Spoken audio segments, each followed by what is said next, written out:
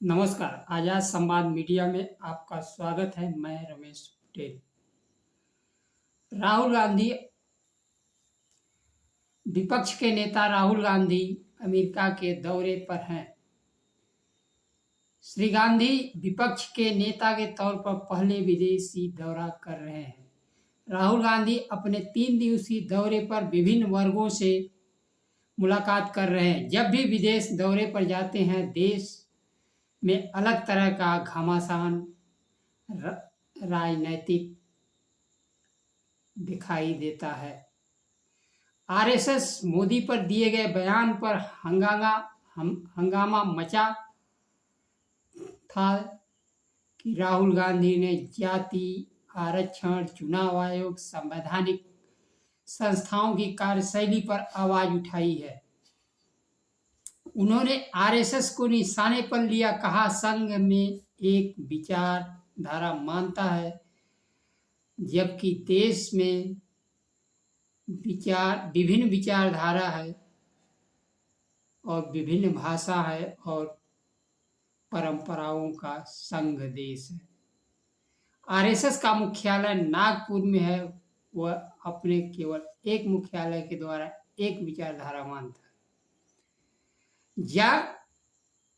Georgetown university के छात्रों से बात करते हुए राहुल गांधी ने जवाब दिया छात्रों के सवाल पर। कहा, जब आप वित्तीय आंकड़े को देखेंगे, आदिवासियों को 100 रुपये में 10 पैसे मिलते हैं, दलितों को 100 रुपये में 5 पैसे मिलते हैं और वह ओबीसी वर्ग को लगभग इतनी ही रकम मिलती है। असलियत में उन्हें भागीदारी नहीं मिल रही है। उन्होंने कहा,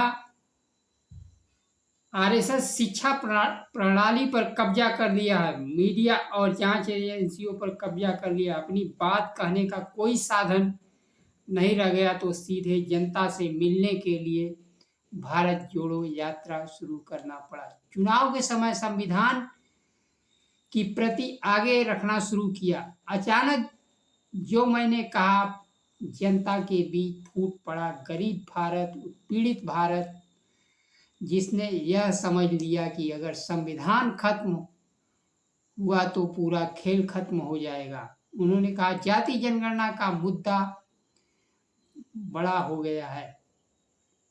मुझे नहीं लगता कि निष्पक्ष चुनाव में बीजेपी 246 सीटों तक पहुंच पाती। चुनाव आयोग को कटघरे में खड़ा किया। कांग्रेस पार्टी के खातों को बंद कर दिया गया था। इसे निष्पक्ष चुनाव के रूप में मैं नहीं देखता। एक तरफ भारतीय जनता पार्टी को खुली छूट थी धन खर्च करने की।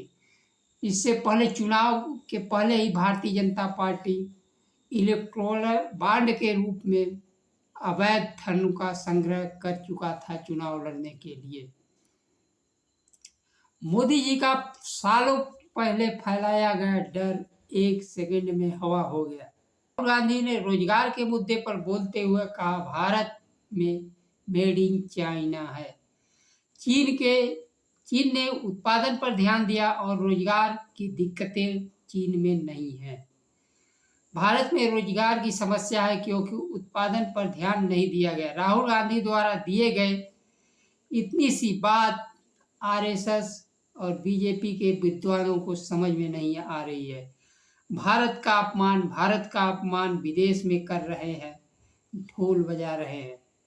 उनका इतना ज्ञान कमजोर है कि विदेश में चुनाव प्रचार की परंपरा नरेंद्र मोदी जी ने, वर्तमान प्रधानमंत्री जी ने डाली थी।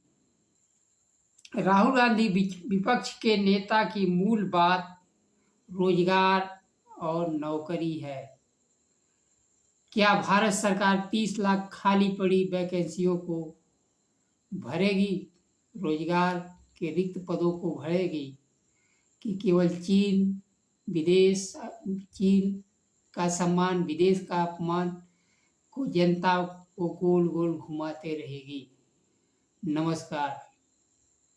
जय संविधान।